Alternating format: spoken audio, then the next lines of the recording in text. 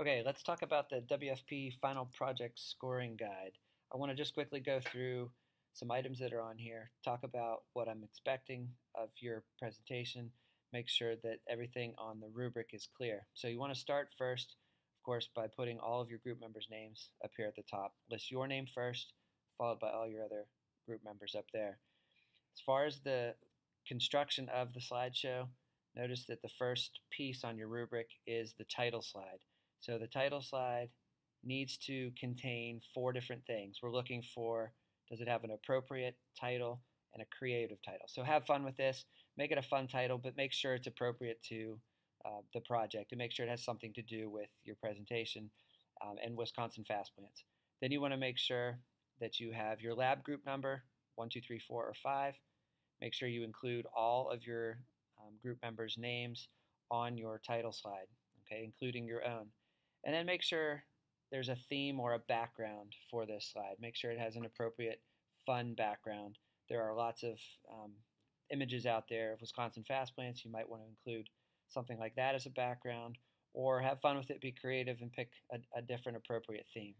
So your title slide's worth 4 points, 1 for each of those items. Your experimental plan slides, there are 5 of them.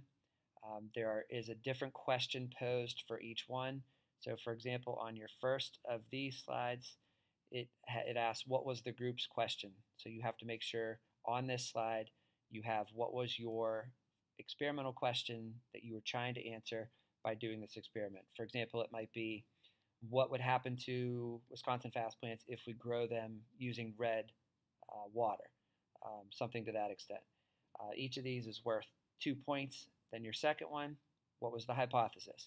So what was your if, then, because statement where you made your prediction about what you thought would happen in your experiment? That's a separate slide. The third slide is what were the control variables? So what things did you keep the same?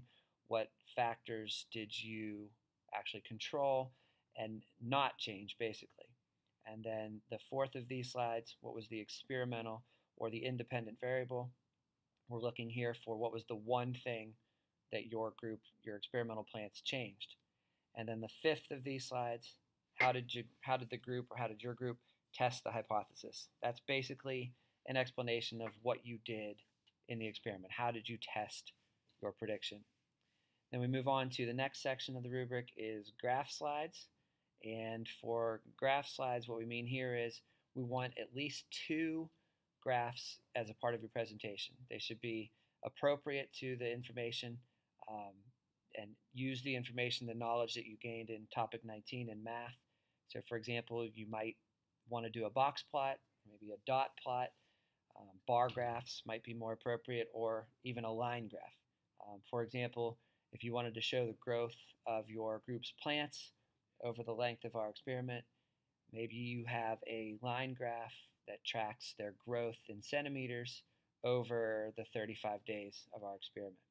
You have to have at least 2 of those, and of course 5 points each for a total of 10 points there. Conclusion slide. Your conclusion slide is where you summarize the results of your experiment. There's 2 items here. It says discusses the group's experimental question and hypothesis. So what was your original question, your hypothesis, and how does your experiment support that prediction or not support that prediction? And then the second piece was the hypothesis supported by the data, why or why not. It's sort of what I just explained, but we're looking for how did your results turn out? Did the results support what you thought would happen, or did you get a totally different result? And we want you to explain there as well. And then the next section of your rubric, the MYP inquiry question slide. In this slide, we're going back to our original inquiry focus question in the beginning of the unit, which was, to what extent would my life be different without plants? On this slide, we want your group answer to this question based on everything we've talked about in this unit and using the global context of globalization and sustainability. So you may have to do a little bit of background research into those, part of our MYP program. We want you to answer this question. Now, you might want to think about, as you answer this, how are people and plants connected? Sort of a a way to look at this and think about that. How are people and plants connected, and what would our lives be like if we didn't have plants here? And I want you to be specific. I don't want you to give me the obvious answer here. We've talked numerous times about how we as people wouldn't be here if it weren't for plants, but be specific. Why wouldn't we be here? In what ways do we depend on plants? Okay, and that's a 5 point slide right there. The next part of this, based on your presentation itself, is worth 5 points. In order to get these 5 points, you as an individual had to have done your part, fulfilled your role and your responsibilities in the presentation, and the group's presentation needs to be at least 4 to 5 minutes. The last part, the language components part, this is an additional 15 points. We're looking for proper capitalization of titles, so we want to make sure anytime there's a title on your slide that you've used proper capitalization. We're looking for complete sentences. Make sure you're using punctuation properly. And we're also looking for proper grammar and spelling. So make sure you're spelling words correctly, look them up if you have to, and use your grammar skills. Okay?